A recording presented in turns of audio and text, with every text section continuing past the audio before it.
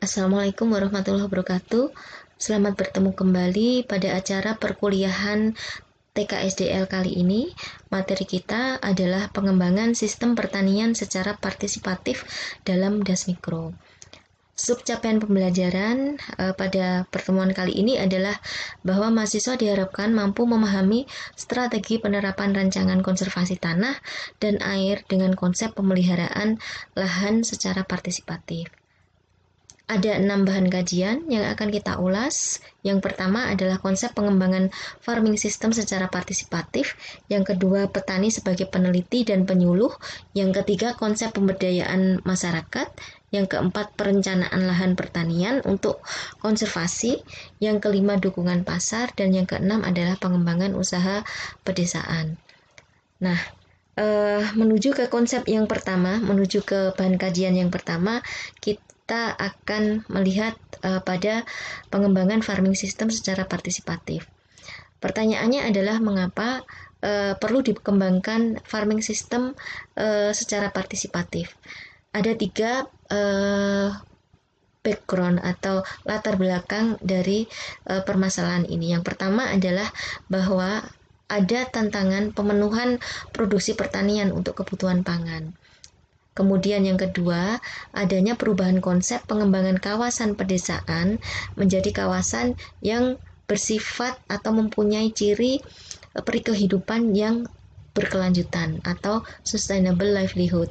Yang ketiga adalah peletakan peran petani sebagai ujung tombak pembangunan pertanian dan pengambil keputusan atau kita sebut sebagai farmer first.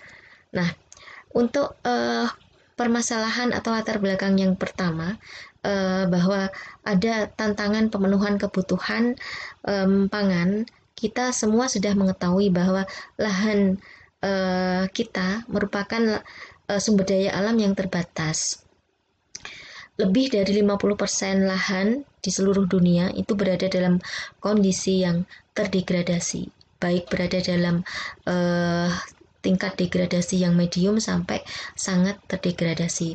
Kemudian 75 miliar ton tanah subur hilang setiap tahunnya, 12 juta hektar per tahun tanah subur itu hilang karena desertification atau pembentukan gurun dan kekeringan, serta 27.000 spesies hilang per tahun karena kerusakan lahan.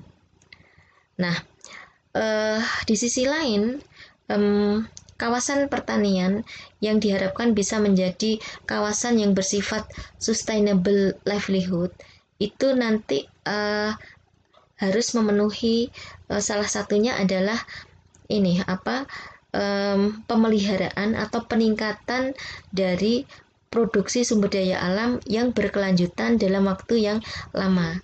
Kemudian juga perikehidupan yang dimaksud itu nantinya dia bersifat beragam atau diverse, kemudian bahkan juga sangat kompleks, tetapi tergantung baik secara langsung maupun tidak langsung terhadap sumber daya alam maupun sumber daya pertanian. Nah, dalam kaitannya dengan pencapaian kawasan pedesaan yang bersifat sustainable livelihood ini, baik masyarakat desa maupun policy maker atau pemerintahan harus memahami kondisi tersebut. Nah, terkait dengan peran petani sebagai pengambil kebijakan, sebagai pengambil keputusan dalam upaya usaha tani yang dilakukannya, kita menyadari bahwa petani itu adalah juga manusia biasa, sama dengan anggota masyarakat lainnya. Mereka memiliki keluarga, aset, sumber daya, aktivitas, dan tujuan hidup. Juga petani itu mengambil keputusan untuk memilih usaha tani dan manajemen yang dilakukan di lahannya, dan juga petani menentukan apakah dia akan menerima atau menolak teknologi baru yang ditawarkan atau bahkan dipaksakan dalam tanda kutip. Sehingga kemudian peran petani dalam hal ini sangatlah penting dalam pengembangan farming system itu. Nah, pengambilan keputusan oleh petani itu dipengaruhi oleh beberapa faktor. Dapat dikelompokkan menjadi dua. Yang pertama adalah faktor internal dan yang kedua adalah faktor eksternal. Nah, di negara Thailand itu ada beberapa faktor yang mempengaruhi ya. Yang pertama adalah kondisi rumah tangga atau anggota keluarga, yang kedua kondisi masyarakat desa di mana petani itu tinggal, dan yang ketiga adalah aktor dari luar atau orang dari luar desa atau luar keluarga petani itu. Nah, kemudian menurut penelitian yang dilakukan di Indonesia, terutama di Malang Selatan dalam hal ini, faktor internal yang mempengaruhi pengambilan keputusan oleh petani dalam menerapkan praktek usaha tani itu ada beberapa. Yang pertama adalah rumah tangga petani. Rumah tangga petani itu adalah terdiri dari dua komponen. Yang pertama adalah stadia perkembangan rumah tangga, yang kedua adalah komposisi anggota keluarga. Stadia perkembangan rumah tangga dalam hal ini yang dimaksud adalah apakah rumah tangga petani itu masih berumur baru atau rumah tangga itu sudah berumur lama. Nah, rumah tangga yang berumur baru tentunya mempunyai perbedaan dengan rumah tangga petani yang berumur sudah lama. Jadi terkait dengan kedewasaan, cara berpikir, persepsi, dan lain sebagainya. Sementara itu, komponen rumah tangga yang lain adalah komposisi anggota keluarga. Komposisi anggota keluarga yang berbeda akan mempengaruhi keputusan petani dalam pengelolaan lahan yang dimilikinya. Jadi misalkan komposisinya itu terdiri dari kakek, nenek, kemudian bapak, ibu, dan anak-anak, maka akan berbeda kalau komposisi keluarganya hanya ada bapak, ibu, dan anak-anak, karena nanti mungkin akan terkait dengan misalkan tenaga kerja atau kebutuhan tenaga kerja dan lain sebagainya. Kemudian faktor internal yang lain adalah etnik. Etnik ini terkait dengan budaya, kemudian norma dan lain sebagainya ya, etos kerja dan lain sebagainya yang akan mempengaruhi pengambilan keputusan dari pengelolaan usaha tani yang dilakukan oleh petani. Kemudian tingkat pendidikan ini nanti ada hubungannya dengan wawasan, kemudian adopsi teknologi dan lain sebagainya. Kemudian faktor yang lain adalah aset sumber daya lahan. Ya, aset sumber daya lahan ini artinya lahan yang dimiliki petani, apakah jumlahnya banyak, apakah jumlahnya luas, misalkan seperti itu. Terus kemudian juga aksesibilitas. Jadi kalau jumlahnya banyak, kemudian aksesibilitasnya bisa macam-macam. Ya, ada yang jauh, ada yang dekat, ada yang aksesibilitasnya mudah dicapai, susah dicapai, seperti itu. Ya, jadi misalkan kalau aksesibilitas itu contohnya adalah misalkan petani mungkin akan menerapkan atau memutuskan untuk menanam jenis tanaman yang tingkat pemeliharaannya lebih rumit di lahan-lahan di dekat rumahnya yang aksesibilitasnya itu lebih mudah dibandingkan lahan-lahan yang jauh. Jadi lahan-lahan yang jauh itu mungkin akan ditanami tanaman yang perawatannya mudah ya, tidak perlu harus datang setiap hari ke lahan tersebut. Ya, jadi itu adalah contoh bagaimana aksesibilitas lokasi atau lahan itu mempengaruhi keputusan petani untuk memilih jenis tanaman, misalkan seperti itu. Kemudian kualitas atau produktivitas lahan. Jadi produktivitas lahannya tinggi atau rendah, maka dia akan menginvestasikan modal berapa seperti itu ya. Itu contoh. Kemudian yang terakhir adalah kegiatan off-farm dan non-farm. Kegiatan off-farm itu adalah kegiatan yang kegiatan di luar lahan yang masih ada kaitannya dengan pertanian, dan non-farm itu adalah kegiatan di luar lahan yang tidak ada hubungannya dengan pertanian. Kemudian ini adalah siklus pengembangan participatory farming system. Jadi dalam suatu pengembangan farming system yang dilakukan secara partisipatori, maka seharusnya melibatkan multi pihak. Jadi multi pihak dalam hal ini ada 3 kalau di bagian ini. Yang pertama adalah petani, yang kedua adalah policy maker atau pemerintahan, dan yang ketiga adalah researcher atau peneliti atau orang atau pihak yang concern terhadap farming system pada khususnya dan kelestarian sumber daya alam pada umumnya. Nah, ketiga pihak ini pada beberapa referensi atau metode disebutkan bahwa mereka masing-masing mempunyai persepsi atau pengetahuan yang berbeda-beda terkait dengan kondisi alam, terkait dengan kondisi ekologi. Nah, kalau petani itu mereka memiliki pengetahuan yang namanya local ecological knowledge, lokal karena petani tinggalnya lokal di daerah tersebut, ya. Kemudian yang policy maker, dia akan mempunyai pengetahuan atau persepsi terkait dengan ekologi, itu disebut sebagai policy ecological knowledge, ya, PEK. Kalau yang lokal tadi LEK. Kemudian yang researcher itu disebut punya pengetahuan yang namanya MEK, modeler ecological knowledge. Nah, modeler itu apa? Modeler itu orang yang mengerjakan modeling.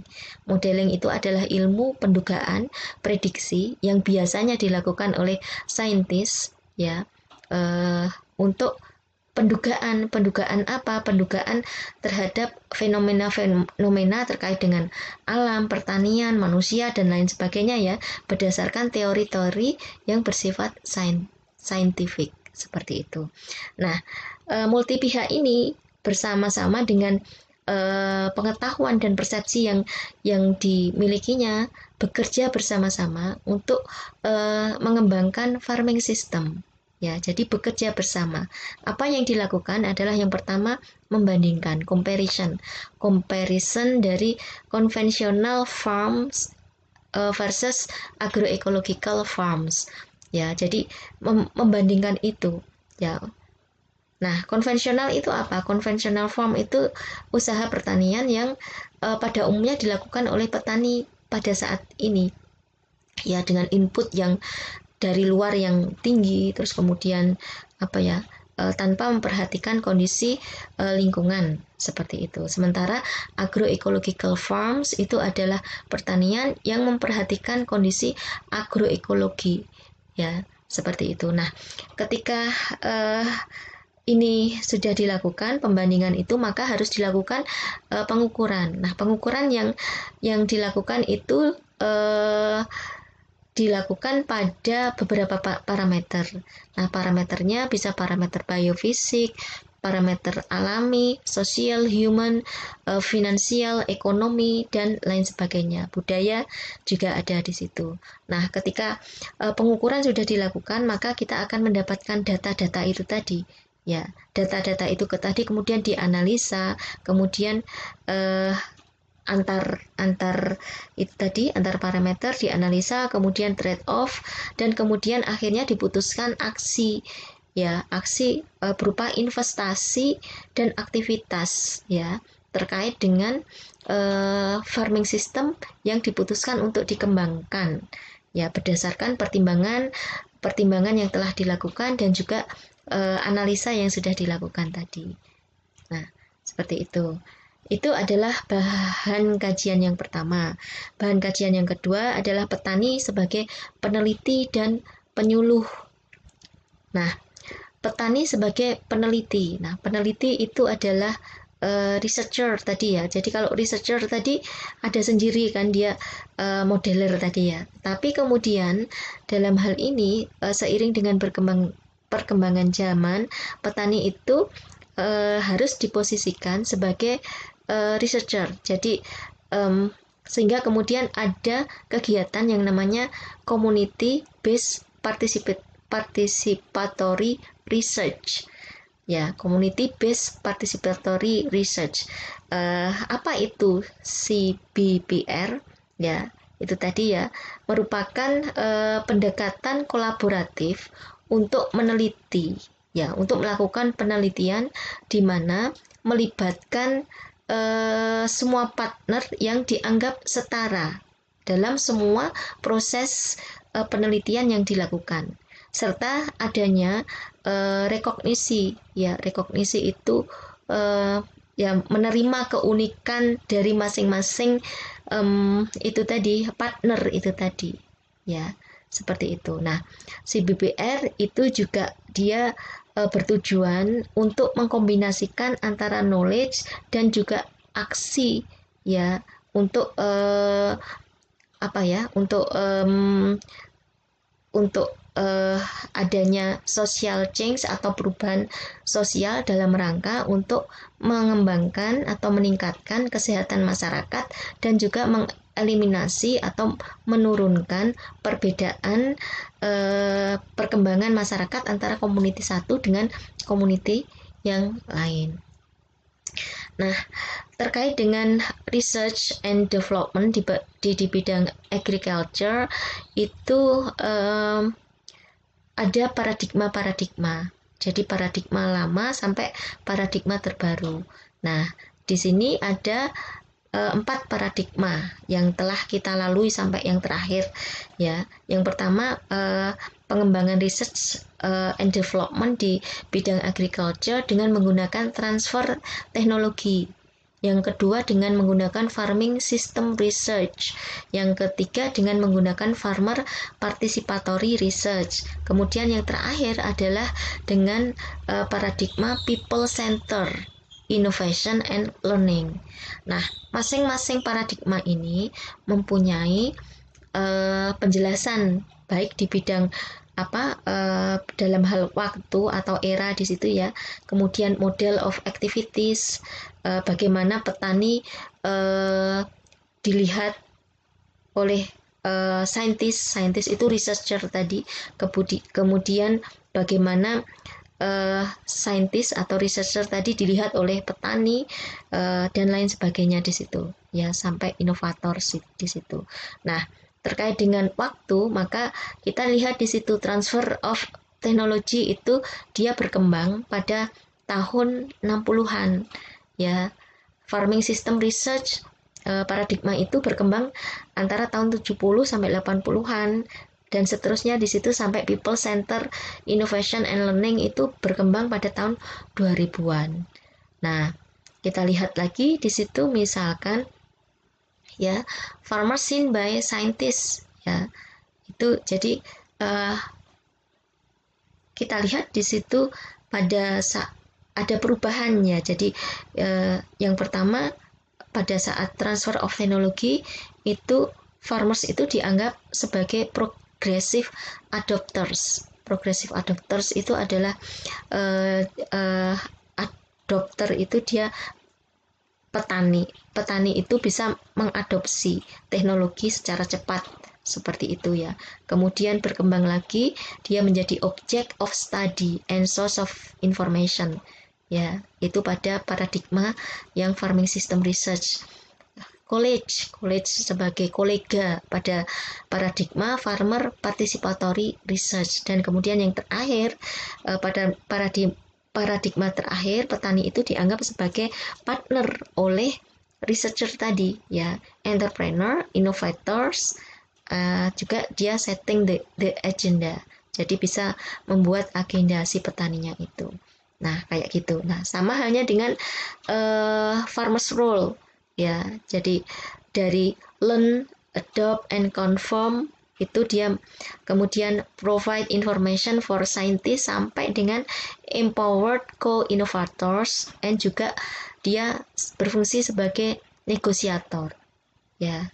Jadi co-innovator yang sudah diberdayakan oleh siapa? Oleh proses yang dilakukan bersama-sama dengan multi pihak tadi, salah satunya dengan researcher. Nah, seperti itu, ya, melihatnya nanti dilihat lagi, di digest lagi tabel ini, ya. Kemudian mengapa farming system itu harus dikembangkan? Mengapa farming system yang bersifat partisipatif itu harus dikembangkan? Ya, jadi salah satunya adalah karena adanya respon dari keterbatasan pendekatan research and development di bidang agriculture tadi yang bersifat top down. Jadi ada keterbatasan, banyak keterbatasan. Ya, salah satunya mungkin keterbatasannya adalah yaitu tadi eh, apa teknologi tidak bisa diadopsi oleh petani dengan cepat. Kemudian research yang dihasilkan oleh peneliti itu tidak menyentuh permasalahan yang dihadapi oleh petani seperti itu. Dan akhirnya petaninya juga tidak punya pengembangan kapasitas, tidak punya kemampuan untuk bernegosiasi, untuk berpikir sesuai dengan kapasitasnya, ya, sesuai dengan pengalaman yang dimilikinya. Seperti itu. Jadi keterbatasan.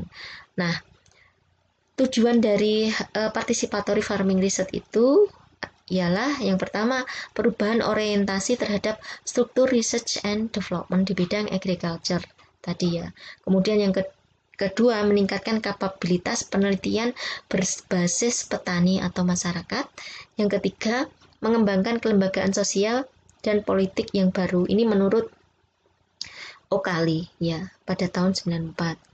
Nah, apa saja benefit atau keuntungan dari participatory farming research? Yang pertama adalah participatory farming system. Yang pertama adalah meningkatkan keefektifan perkembangan teknologi. Jadi teknologi itu bisa berkembang secara efektif. Efektif itu artinya ada teknologinya sesuai dengan permasalahan di lapang, dan teknologinya itu bisa diadopsi oleh masyarakat, ya, seperti itu. Nah, karena kenapa kok bisa tidak efektif? Kalau dia dikerjakan sendiri oleh researcher tanpa mengetahui permasalahan yang ada di masyarakat, tanpa melibatkan masyarakat, dia tidak akan tahu apa sih sebenarnya permasalahan yang ada di masyarakat. Ya, kemudian ketika dia meneliti sendiri, maka kemudian tidak menjangkau level kepraktisan misalkan di level masyarakat, di level petani. Ya, jadi misalkan penelitiannya ya di lab dan di ini yang tidak bisa applicable di lapangan, misalkan seperti itu, tidak efektif ya. Ketidakterlibatan petani juga bisa menyebabkan adopsi teknologi yang dihasilkan oleh peneliti itu menjadi lambat karena mereka tidak merasa memiliki dan mungkin tidak tahu, ya, seperti itu. Kemudian keuntungan yang lain meningkatkan adopsi itu tadi ya sudah dijelaskan, ya. Kemudian keuntungan yang lain meningkatkan relevansi tadi ya, relevansi antara apa penelitian yang dilakukan dengan permasalahan yang di lapangan, ya, meningkatkan intervensi, ya, intervensi ke masyarakat terkait dengan budaya dan konteks lokalnya apa. Ini masih terkait dengan topik penelitiannya itu sesuai dengan kondisi lapangan. Enhance reliability and validity terhadap tool yang digunakan untuk mengukur, ya. Kemudian improve response rates, increase accurate and culturally sensitive interpretation, kemudian meningkatkan translation of evidence-based research into sustainable community change, ya. Jadi meningkatkan hasil-hasil research itu ke arah research yang bersifat sustainable, kemudian facilitates effective dissemination, jadi diseminasi atau penyuluhannya atau penyampaiannya ke masyarakat itu menjadi lebih efektif karena dari awal sudah mengikut sertakan masyarakat. Kemudian increases research trust, ya, meningkatkan kepercayaan penelitian yang dilakukan tadi, ya, seperti itu. Kemudian ini adalah prinsip dari si BBR, ya. Yang pertama adalah dia harus merecognize community sebagai suatu identiti tertentu. Jadi harus, ya, petani atau komunitas itu harus dianggap sebagai identitas tertentu, ya. diposisikan pada posisi yang penting di situ. Kemudian build on strength and resource within the community, jadi membangun kekuatan dan sumber daya bersama dengan masyarakat, memfasilitasi partnership yang bersifat kolaboratif di semua fase research yang dilakukan, mengintegrasikan knowledge and action.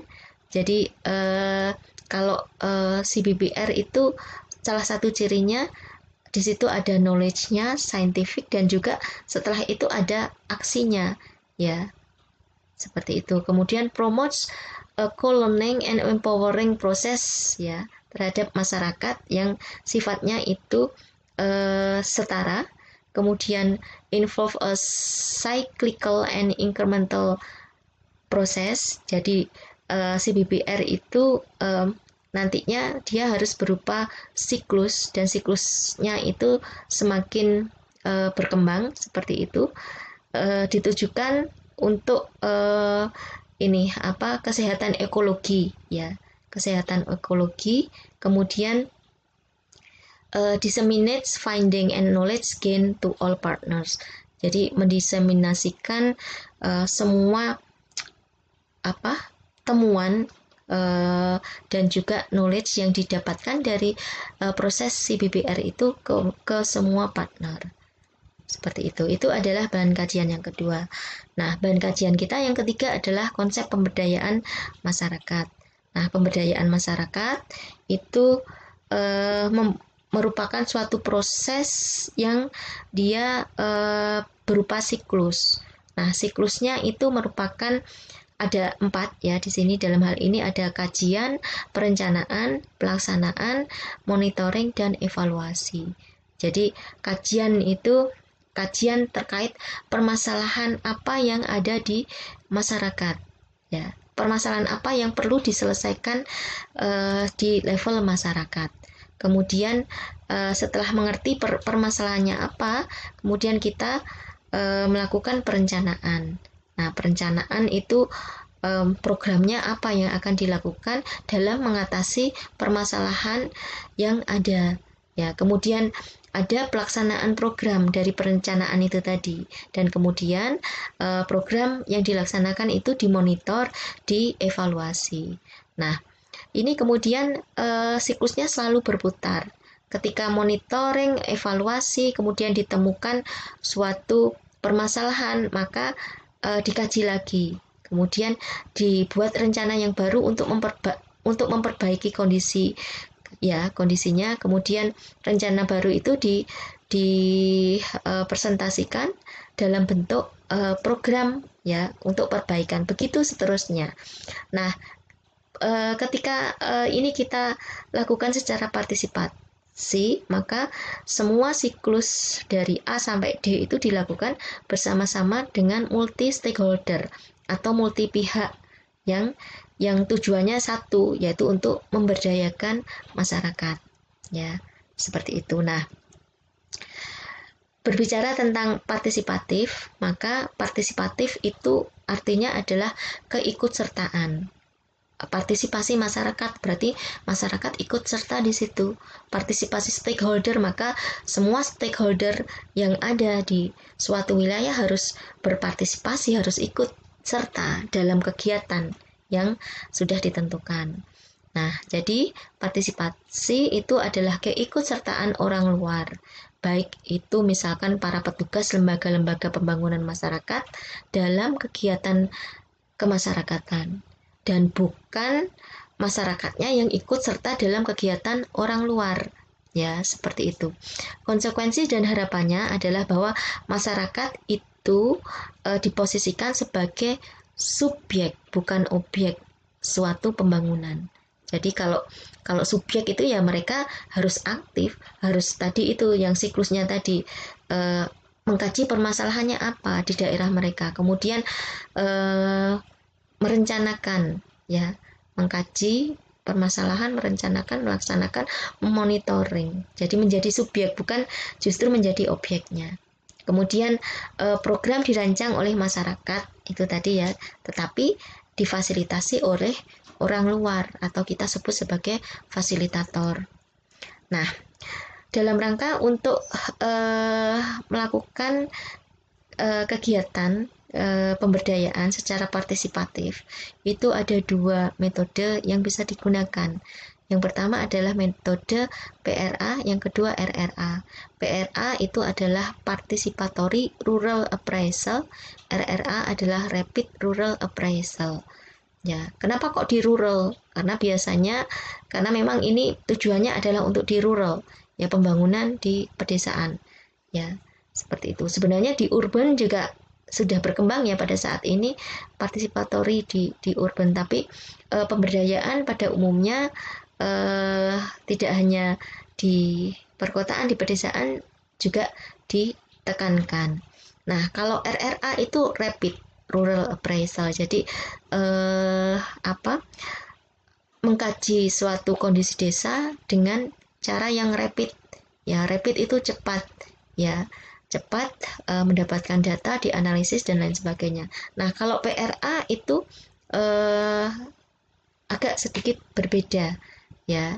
Jadi PRA itu merupakan suatu kegiatan penilaian, pengkajian, penelitian terhadap kondisi desa, kondisi suatu desa, suatu community, ya, yang dilakukan secara partisipatif atau bersama-sama dengan semua stakeholder yang berkepentingan di wilayah itu, ya. Jadi di sini PRA cara yang digunakan dalam melakukan kajian untuk memahami kondisi desa dengan melibatkan partisipasi masyarakat.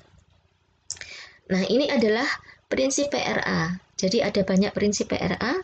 Yang pertama keberpihakan. Jadi PRA itu karena tadi pemberdayaan, ya, memberdayakan bukan memperdayakan. Jadi kita harus berpihak. Berpihak itu artinya mengutamakan yang lemah, ya. Jadi berpihak pada yang lemah, ya, yang inferior. Kemudian memberdayakan. Memberdayakan itu menguatkan masyarakat, ya. Kemudian masyarakat sebagai subjek, orang luar sebagai fasilitator. Kemudian ada prinsip saling belajar dan menghargai perbedaan antara stakeholder yang berpartisipasi.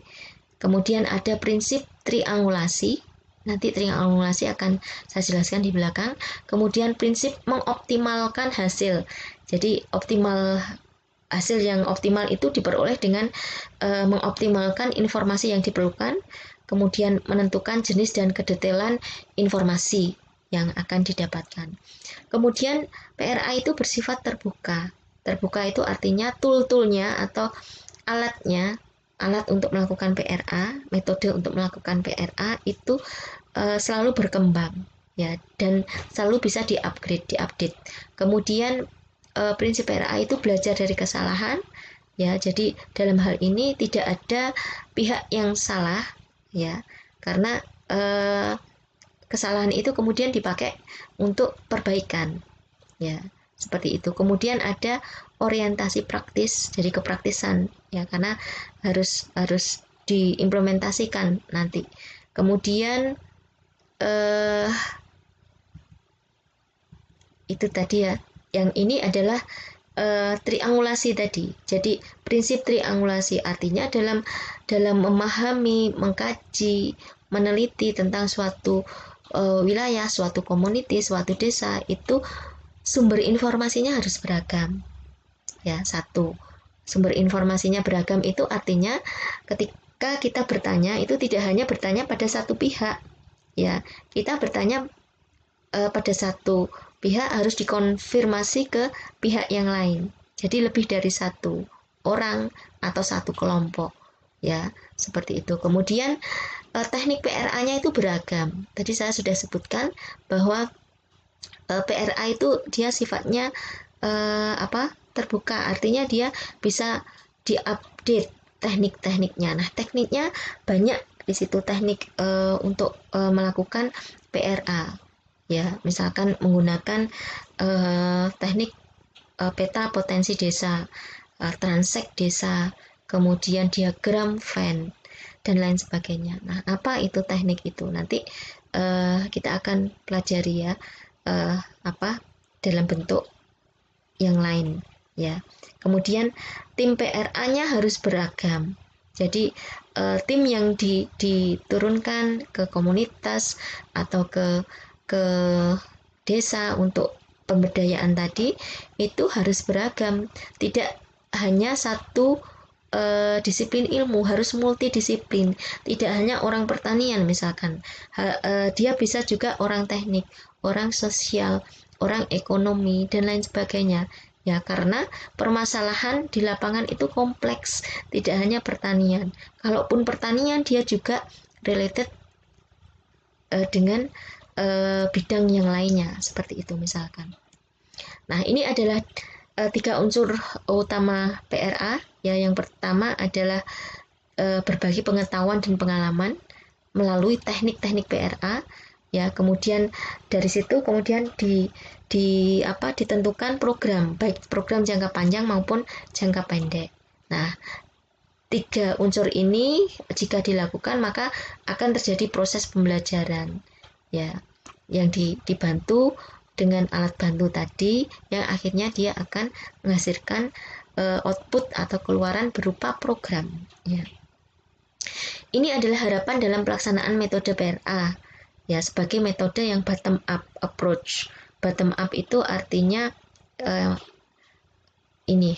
metode yang berasal dari bawah, dari usulan dari masyarakat, ya, bawah, dari grassroots. Ya, harapannya apa? Program yang muncul merupakan kebutuhan praktis masyarakat itu sendiri. Yang kedua, dukungan dan partisipasi penuh dari masyarakat akan ada, dan yang ketiga, keterlibatan masyarakat akan ada dalam menjamin keberlanjutan program melalui prakarsa, keterampilan, pengkajian, perencanaan dan lain sebagainya. Ya, jadi keberlanjutan. Jadi bayangkan saja, misalkan dulu yang top down itu, misalkan pemerintah kita, misalkan ya, ini menentukan harus membangun waduk, membangun cek dam, membangun gali plak, ya, top down itu artinya tanpa melibatkan masyarakat. Maka apa yang terjadi adalah, ya, mungkin maintenance-nya nggak ada. Ya, bagaimana bisa orang misalkan dari provinsi, dari pusat itu akan selalu memperbaiki kondisi bangunan-bangunan konservasi itu tadi.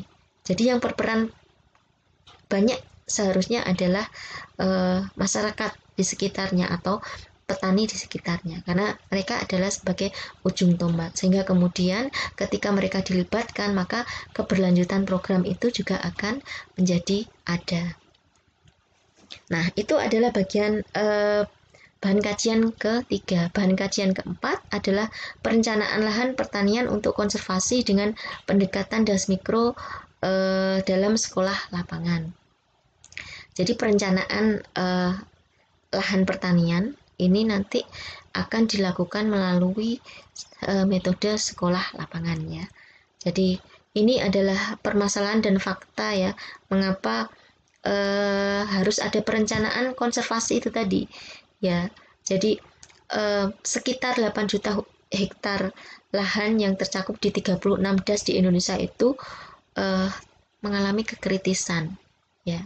Kemudian yang kedua, ada fakta bahwa pengelolaan DAS itu masih berbasis batas administrasi, ya. Jadi DAS-nya sama tetapi dia misalkan terlingkup dalam 2 batas administrasi yang berbeda di kabupaten yang berbeda, di provinsi yang berbeda, misalkan, ya. Misalkan DAS dengan provinsi yang berbeda itu DAS itu, ya, Bengawan Solo misalkan, seperti itu. DAS yang daerah administrasinya dengan batas kabupaten yang berbeda, misalkan DAS Brantas, kan terdiri dari dia melewati Kabupaten Malang, Mojokerto,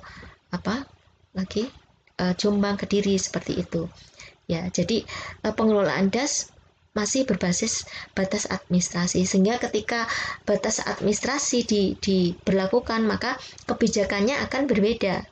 Nah, ketika kebijakannya berbeda padahal DAS-nya sama, maka teknik pengelolaannya juga berbeda. Nah, ketika teknik pengelolaannya berbeda maka tidak sinkron, ya, tidak nyambung, Padahal daerah aliran sungai itu ada keterkaitan antara hulu hilir. Ada siklus hidrologi di hulu dan hilir itu nyambung. Sehingga ketika tidak nyambung teknik pengelolaannya, maka kualitas dasnya juga akan turun. Seperti itu. Ini adalah contoh-contoh wilayah hulu das yang telah mengalami kerusakan ya, terutama pada penutupan lahannya ya, seperti itu. Nah, dalam kaitannya dengan perencanaan konservasi tadi, maka pengelolaan das itu dilakukan pada level yang paling kecil, yaitu pada level das mikro. Jadi yang harus diperbaiki dulu itu adalah das mikronya, ya, das yang paling kecil, daerah aliran sungai yang paling kecil. Daerah aliran sungai itu apa? Daerah aliran sungai itu adalah suatu daerah yang apabila terjadi atau turun hujan di atasnya, maka air yang turun itu akan mengalir ke satu tujuan sungai tertentu, mengalir ke satu sungai.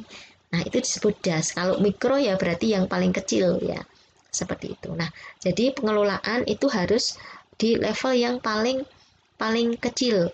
Nah, ketika kecil-kecil ini diperbaiki, maka nanti yang besar dasnya itu juga akan menjadi menjadi pulih, menjadi baik, seperti itu ya. Seperti puzzle itu ya, kalau puzzle-nya ditata satu-satu, diperbaiki, maka keseluruhannya akan nampak, akan tergabung dengan baik, seperti itu. Nah, ini adalah partisipasi multi stakeholder dalam forum penyehatan das. Jadi forum penyehatan das itu suatu lembaga untuk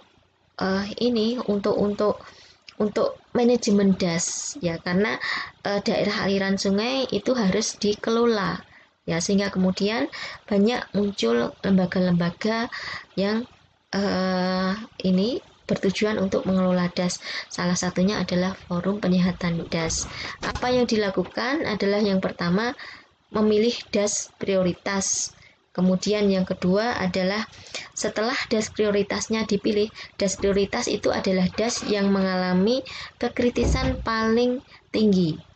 Ya, kemudian ketika sudah dipilih, maka di das prioritas itu kita pilih subdas prioritas.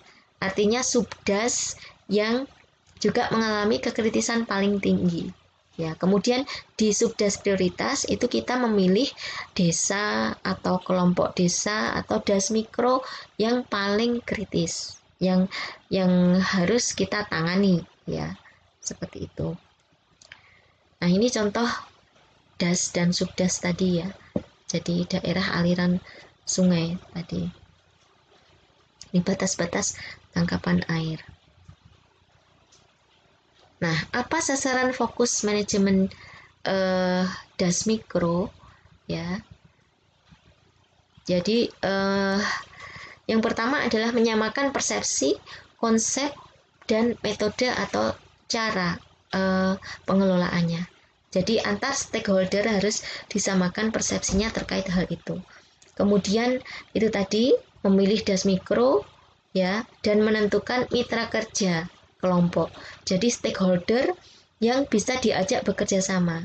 Kemudian keseluruhan stakeholder itu bersama-sama mendiagnosa potensi, hambatan, dan tantangan yang mungkin timbul ketika kita akan mengelola das yang sudah kritis itu tadi. Kemudian menginventarisasi cara-cara pemecahan masalah yang potensial, karena tadi ya triangulasi prinsipnya tadi ya, karena kalau dia stakeholdernya itu multi, maka pendapat masukannya itu juga akan lebih banyak, sehingga akan lebih bervariasi ya, seperti itu, lebih kaya akan pemecahan masalah.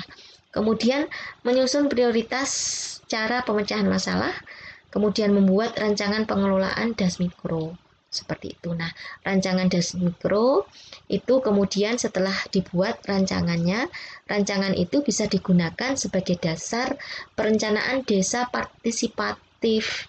Jadi sebagai dasar perencanaan desa yang partisipatif, ya, yang biasanya diajukan atau dimasukkan dalam RPJMD atau Rencana Pembangunan Jangka Menengah Desa. Biasanya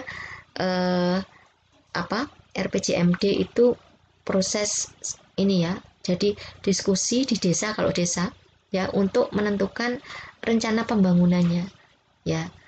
Jadi istilahnya kegiatannya itu disebut sebagai musrenbang, musyawarah rencana pengembangan atau pembangunan desa kalau des, musrenbang des ya, seperti itu. Atau musrenbang di tingkat kabupaten, di tingkat kecamatan itu juga ada ya. Kemudian rancangan pengelolaan Das Mikro itu tadi juga dibuat ya, kemudian dilakukan dengan melanjutkan dan melatih fasilitator dan kelompok lain untuk sekolah lapangan manajemen Das Mikro. Ya, setelah dibuat rencananya maka harus ada tindak lanjut itu tadi, pelatihan fasilitator dan kelompok lain tadi itu. Nah, ini adalah proses kerjasama segitiga pada forum Das Mikro ya. Jadi ada di situ petani masyarakat ya, petani atau masyarakat tadi, pemerintah daerah ya, policy maker, dan kemudian fasilitator, instansi teknis, peneliti tadi, modeler tadi ya, atau researcher tadi. Nah, itu masing-masing punya kebutuhan dan punya fungsi ya. Petani atau masyarakat itu memerlukan pendampingan dan informasi, pendidikan, pelatihan, bahan dan penyediaan dukungan logistik. Sementara fasilitator bisa memfasilitasi pendampingan untuk update teknologi, pelatihan dan lain sebagainya. Demikian juga dengan Pemda ya. Pemda atau pemerintah tadi menyediakan bantuan finansial, bahan, kebijaksanaan, administrasi, dukungan logistik dan lain sebagainya. Nah, seperti itu. Jadi ini adalah proses kerjasama segitiga untuk forum Das Mikro. Ini adalah pendekatan triadik untuk meningkatkan partisipasi. Jadi garis biru itu dukungan, garis merah itu umpan balik. Jadi masih tetap ada 3 stakeholder tadi, masyarakat, fasilitator teknis, dan pemerintah daerah. Jadi masing-masing punya peran. Yang pertama, masyarakat itu dia berbagi pengetahuan, keahlian, berbagi waktu dan berbagi bahan. Waktu itu karena apa? Karena petani itu kan bekerja ya. Tapi ketika dia terlibat dalam suatu program pemberdayaan atau partisipasi, maka harus meluangkan waktu. Kemudian sepakat untuk mengkonservasi sumber daya, berbagi pengalaman dan menggambarkan dukungan lokal. Karena mereka yang tahu kondisi lokal. Orang luar tuh nggak tahu. Ya, mereka yang sebenarnya sudah memahami. Kemudian mengadopsi inovasi teknologi konservasi. Itu ya. Kemudian fasilitator teknis itu perannya berbagi pengalaman tentang teknologi yang tepat. Kemudian memfasilitasi pembentukan dan pengembangan kelompok dan menyediakan program-program yang lain.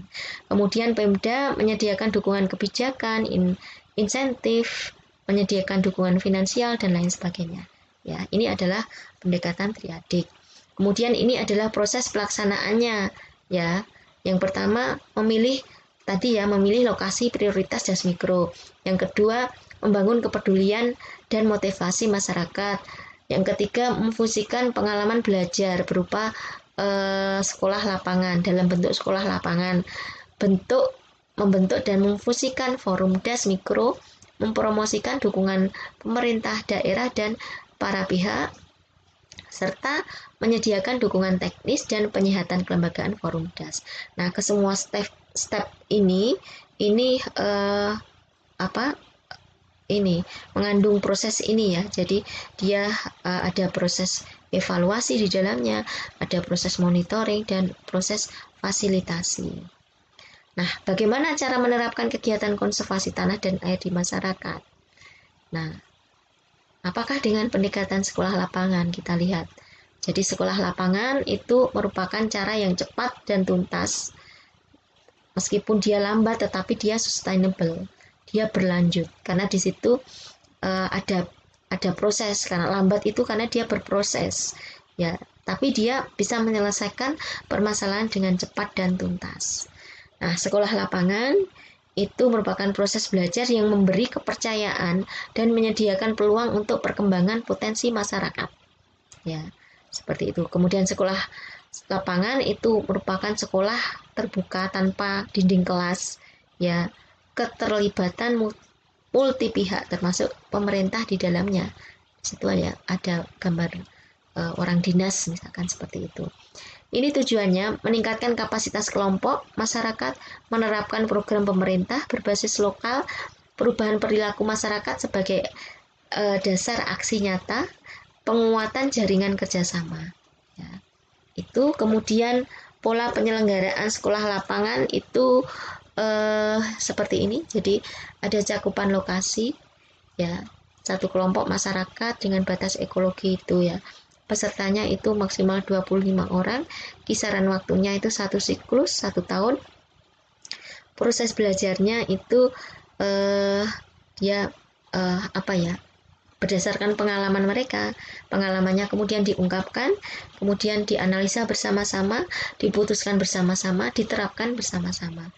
Kemudian materi pembelajarannya atau kurikulumnya ya, kalau kita punya materi setiap minggu ya, kurikulumnya apa? Ya kebutuhan masyarakat ya di lapangan. Jadi permasalahan apa yang ada di lapangan itu yang kemudian menjadi materi atau kurikulum pembelajaran dari sekolah lapangan. Nah, ini daur belajarnya tadi udah sempat disinggung, pengalaman itu diungkapkan, dianalisis bersama, disimpulkan, diterapkan, dan kemudian dialami lagi seterusnya seperti itu berputar dalam satu siklus ya. Ini manfaatnya sekolah lapangan, perubahan perilaku, peningkatan peran masyarakat, peningkatan kapasitas kelompok, penguatan jaringan, penerapan program pemerintah berbasis lokal. Nah, ini ada tahapan sekolah lapangan. Yang pertama itu misalkan 1 sampai 12 itu 1 tahun ya. 12 bulan ya. TOT itu training of trainer ya. Jadi TOT itu dilakukan di lapangan ya. Dilakukan pada stakeholder atau orang-orang yang ada di desa itu yang berpotensi untuk menjadi trainer. Kemudian ada rencana pembuatan rencana melalui sustainable life analysis. Kemudian ada aksi rintisan dan ada tindak lanjut. Ya. 1 siklus sekolah lapangan. Kemudian ini adalah langkah-langkah dari field school untuk natural resource management. Jadi yang pertama mengumpulkan data ya untuk mencari potensi permasalahan dan lain sebagainya. TOT training of trainer ya, kemudian field school sustainable livelihood assessment, kemudian action management plan, field day and workshop. Jadi action management plan itu inisiatif untuk mengimplementasikan aksi ya, program ya. Kemudian field day itu implementasi dari aksi management plan. Nah, ini adalah aksi rintisan yang tadi disebutkan sebagai aksi tadi itu ya. Jadi perencanaan aksi masyarakat lewat kajian peri kehidupan berkelanjutan. Jadi ini contohnya profil lahan dan kepemilikan lahan yang berisi data dasar potensi lahan. Jadi harus mengetahui ini dulu ya. Tadi sebenarnya sudah disebutkan di depan ya. Menggali data apa itu tadi ya. Kemudian adanya aksi rintisan di tiap-tiap lahan petani sebagai inisiatif untuk meningkatkan peri kehidupan ya. Kemudian adanya rencana aksi konservasi tanah dan air ya, baik rencana jangka menengah maupun rencana jangka panjang. Penerapan aksi rintisan ya, implementasi rencana aksi ya. Dia bisa berupa implementasi rencana aksi, penguatan kapasitas masyarakat, dan perencanaan pengembangan kegiatan konservasi tanah dan air yang melibatkan multi pihak. Ini adalah case study ya. Jadi contoh ini apa pemberdayaan masyarakat dengan menggunakan prinsip atau metode PRA untuk melakukan konservasi tanah di lokasi ini. Dasnya das mikro talun namanya. Das mikro talun itu terletak di sana, di Batu sana ya. Dan ini yang pertama adalah yang dilakukan adalah mencari data sekunder ya, luas das, apa lagi dia batas administrasi, kemudian land tenure dan lain sebagainya di situ. Nah, kondisinya permasalahannya di lapangan, tetapi dilihat dari data sekunder. Ini potensinya juga ya, yang dilihat dari data sekunder. Kemudian kerusakan lahan ya yang ada di sana. Kemudian langkah-langkah perencanaan lahan bersama masyarakat. Ya, kita menggali data sekunder itu sudah tahu sebenarnya, tetapi kita tidak bisa langsung ke lapangan untuk menyelesaikan permasalahan karena nanti keterlibatan masyarakat itu tidak ada. Maka kita harus melakukan aktivitas perencanaan bersama masyarakat. Ya. Identifikasi fakta, potensi permasalahan, menyusun kebutuhan yang diperlukan, menyusun rencana kegiatan, melaksanakan rencana kegiatan, dan mengevaluasi tadi ya, yang siklus tadi ya, yang ABCD tadi ya. Nah, ini harus dilakukan bersama masyarakat ya. Identifikasi fakta, potensi permasalahan baik di lapangan maupun di ruangan misalkan ya.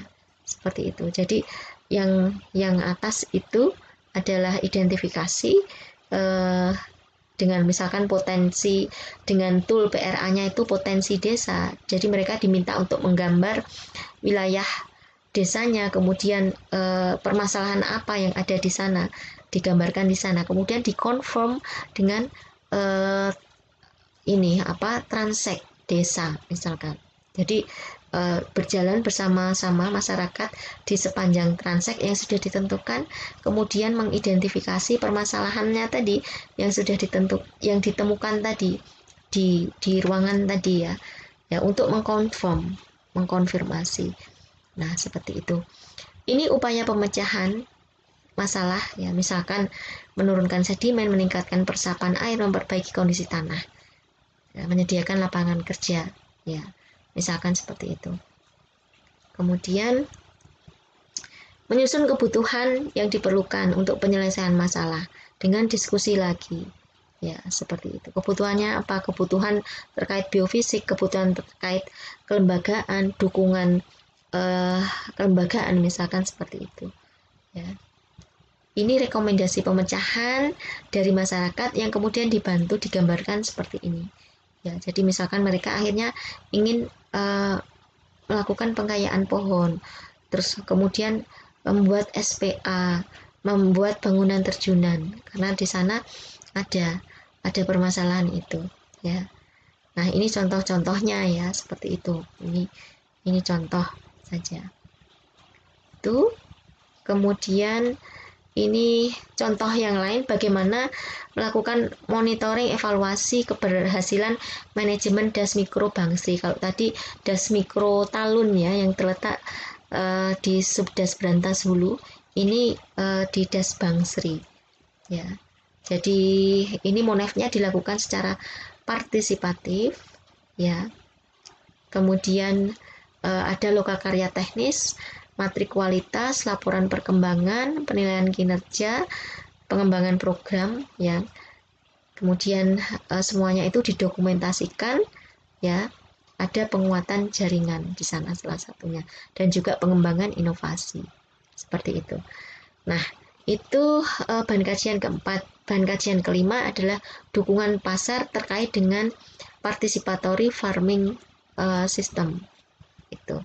Jadi kalau terkait dengan dukungan pasar ini tidak banyak yang akan kita bahas, tetapi Yang jelas dia harus ada provision of input ya. Jadi apa penyediaan inputnya itu apa, kemudian ada produksi ya, kemudian ada cleaning, bulking, grading ya, kemudian ada trade itu penjualan ya, processing, packaging, and retail.